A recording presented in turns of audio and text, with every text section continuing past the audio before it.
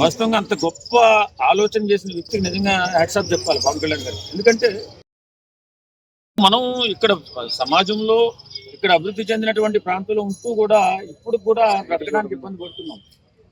మనకు అన్ని సౌకర్యాలు ఉన్నాయి, వాటర్ సౌకర్యం ఉంది, మనం అద్భుతమైన వాతావరణం మనకుంది, బ్రతకడానికి అన్ని అవకాశాలు ఉన్నాయి. కానీ మనమే ఇబ్బందులు పడుతున్న తరుణంలో కొండల్లో ఉండి వాళ్ళకి సరైన చదువులు లేక, అలాగే ఆర్థిక వనరులు లేక, తాగడానికి మంచినీళ్ళు లేక అధ్వానమైన జీవితం అనుభవిస్తున్నారు, అట్టడుగు వర్గాలుగా మిగిలిపోతున్నారు. అంటే వాళ్ళు కొండ కోణంలో ఉన్నటువంటి ప్రజలే. వాళ్ళని ముందుగా తీసుకుని వారి భవిష్యత్తు గురించి ఆలోచించి వారికి మంచి జీవితం ఉండాలి, వాళ్ళు కూడా మనతో సమానంగా బ్రతకాలి అని ఆలోచన చేసిన వ్యక్తి పవన్ కళ్యాణ్ గారు. కాబట్టి ఆయన మనుషుల్లో దేవుడయ్యారు. ఇప్పుడు పవన్ కళ్యాణ్ గారిది ఓజీ సినిమా రాబోతోంది, దాని అప్డేట్ ఎలా ఉంటుందంటారు? ఓజీ సినిమా గురించి పవన్ కళ్యాణ్ గారే చెప్పట్లేదు, మనం ఏం చెప్తామా. సినిమా బాగుంటుంది ఖచ్చితంగా. అలాంటి సినిమాను మనం ఆదరిస్తే 10 రూపాయలు ఎక్కువ వస్తే అవి కూడా ప్రజలకు ఉపయోగిస్తారు. కాబట్టి పవన్ కళ్యాణ్ గారు ఆ సినిమాని హిట్ చేసే బాధ్యత మనమే తీసుకోవాలి. ఓకే సార్, అట్లాగే ఇప్పుడు రోజా మన పేరునే నాని గారు, మన పవన్ కళ్యాణ్ గారు పాత అన్న మాటలు ఏయో పాతవి చూసి అవన్నీ చూపించి మీడియా ముందు చూపించి ఇప్పుడు ఏం చేయట్లేదు పవన్ కళ్యాణ్ అనే ఫీలింగ్ కలుగుతున్నారు జనానికి. దాని గురించి ఏమంటారు? అది నీచ సంస్కారానికి, నీచ సంస్కృతికి అలవాటైపోయినటువంటి వైఎస్ఆర్సీపీ నాయకుల మనోగతం. అది వాళ్ళు ఎంత దరిద్రంగా బతుకుతున్నారంటే ఇవాళకి కూడా ఏదైనా ఇప్పుడు సమాజంలో మనం ఏం కోరుకుంటాం, సమాజ హితం కోసం కోరుకుంటాం, సామాన్యంగా మనిషిగా పుట్టినందుకు. కానీ వాళ్ళు నాయకులుగా ఎదిగినందుకు ఏదో ఒకటి కోరుకోవాలి కదా. మీరు అసెంబ్లీకి రండి, మీకున్నటువంటి ఆపర్చునిటీని వాడుకోండి, ప్రజలకు ఎలా ఉపయోగపడాలి, ప్రజలకి మీరు ప్రజల పక్షాన్ని నిలబడితే ప్రభుత్వం పనులు చేయడానికి ముందుగా ఉంటుంది. కాబట్టి అసెంబ్లీకి వచ్చి జరుగుతున్నటువంటి తీర్మానాలపై మీరు చర్చించి ప్రజల పక్షాన్ని నిలబడితే మీకు గౌరవం ఉంటుంది. అంతే తప్ప పవన్ కళ్యాణ్ లాంటి వ్యక్తిని తక్కువ చేసి చూపించాలనుకుంటే ఈవేళ 11 సీట్లకే పరిమితం అయిపోయిన వైసీపీ పార్టీ రేపు మీరే గొయ్యి దూకుని 1 సీట్కి పరిమితం అయిపోయే అవకాశాలు ఉంటాయి. కాబట్టి ఇప్పుడు మీరు చేయాల్సిన తక్షణ కర్తవ్యం, ప్రభుత్వం నుంచి ప్రజలకి ఎలాంటి అభివృద్ధి ఫలాలు అందుతున్నాయా, అందలేదా, ప్రభుత్వాన్ని నిలదీసేటటువంటి బాధ్యత వైఎస్ఆర్సీపీ పార్టీకి ఉంది.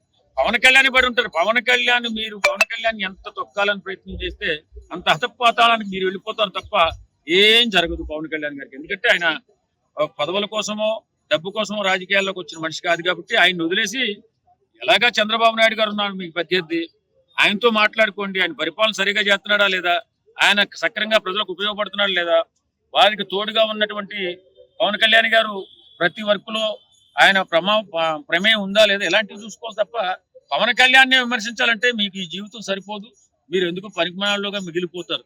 కాబట్టి ప్రభుత్వంలో అసలు ప్రజలకి పనులు జరుగుతున్నాయి, వాళ్ళు ఇచ్చిన హామీలు నిలబెట్టుకుంటున్నారా లేదా, అది ఒకవేళ నిలబెట్టకపోతే పోరాడి సాధించుకునే బాధ్యత మీ పట్లే ఉంటది. ఎందుకంటే ఇప్పుడు మీరు ప్రతిపక్షంగా ఉన్నారు.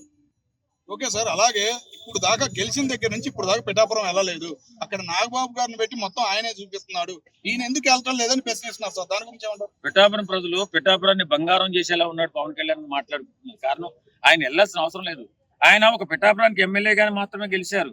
కానీ ఈవేళ ఉప ముఖ్యమంత్రిగా, రాష్ట్రంలో మంత్రిగా, ఉప ముఖ్యమంత్రిగా రాష్ట్రం మొత్తం తిరగాల్సిన బాధ్యత, రాష్ట్రంలో జరుగుతున్నటువంటి కార్యక్రమాలపైన ఆయన చూసుకోవాల్సిన బాధ్యత ఆయనకు ఉంది. ఒక పిఠాపురం ఒకటే చూసుకోవడానికి లేదుగా, మంత్రి, ఉప ముఖ్యమంత్రి. కాబట్టి పిఠాపురాన్ని బ్రహ్మాండంగా అభివృద్ధి పదవులు ముందుకు నడిపించుకుంటూ వాళ్ళ అనుయాయులు నడిపిస్తూ ఉన్నారు, ఇబ్బంది ఏం లేదు. వర్మ గారు కానీ, లేకపోతే నాగబాబు గారు కానీ, అక్కడ ఉన్నటువంటి జనసేన నాయకులు అద్భుతమైన ప్రతి కార్యక్రమాన్ని అద్భుతంగా చేసుకుంటూ ఆ పిఠాపురాన్ని బంగారు పిఠాపురంగా తయారు చేసుకునే ప్రయత్నంలో వాళ్ళు ఉన్నారు. పవన్ కళ్యాణ్ గారు ఎప్పుడు వెళ్ళినా కూడా ప్రజల తరపున అక్కడ చేసే కార్యక్రమాలన్నిటిని కూడా పర్యవేక్షిస్తూనే ఉన్నారు. ఎప్పుడు వెళ్తారు, వెళ్ళడం ఏముంది, రాష్ట్రం మొత్తం చూడాలి. ఓకే సార్, అలాగే అనంతపురం వెళ్ళారు పవన్ కళ్యాణ్ గారు, అక్కడ వచ్చిన అభిమానులు కానీ పవన్ కళ్యాణ్ అంత అభిమానం అక్కడ ఉన్నారంటారు? కామన్ గా ఉంటారు కదా, మంచి వ్యక్తికి అభిమానులు ఎక్కడే ఉంటారు, ఎక్కడైనా ఉంటాడు. మంచి ఎప్పుడైనా బ్రహ్మాండమైన పాపులారిటీ సంపాదించుకుంటారు.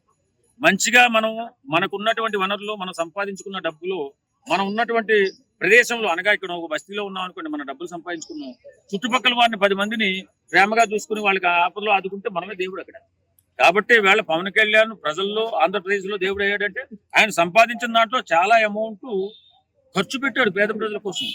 ఎప్పుడు వైఎస్ఆర్సీపీ పార్టీలో ఉన్నప్పుడే, పార్టీ అధికారంలో ఉన్నప్పుడే చనిపోయినటువంటి రైతులకి, ఆత్మహత్యలు చేసుకున్నటువంటి రైతులకి 30 కోట్ల రూపాయలు పంచిపెట్టాడు. అలాంటి మహానుభావుడు అతని గురించి మనం ఎక్కడ ఎవరు కూడా మాట్లాడినా వాళ్ళు పతనం అయిపోతూనే ఉంటారు. ఆల్రెడీ చూసాం 11 పతనం అయిపోవడం. కాబట్టి ఎప్పుడు కూడా మంచే. ఎప్పుడైనా స్వార్థం భయంకరమైన వ్యాధి లాంటిది. ఎవడైతే స్వార్థపడతాడో వాడు నాశనం అయిపోతూనే ఉంటాడు. కాబట్టి మంచి ఎక్కడైనా మంచి, అది మన దగ్గరైనా, రాజకీయ నాయకుల దగ్గరైనా, పారిశ్రామికవేత్తల దగ్గరైనా, మంచిగా మనం ఉన్నంత కాలం మనల్ని భగవంతుడు అలా కాపాడుతూనే ఉంటాడు. అలాగే పవన్ కళ్యాణ్ ఎప్పుడు కూడా భగవంతుడు చూస్తూనే ఉంటాడు.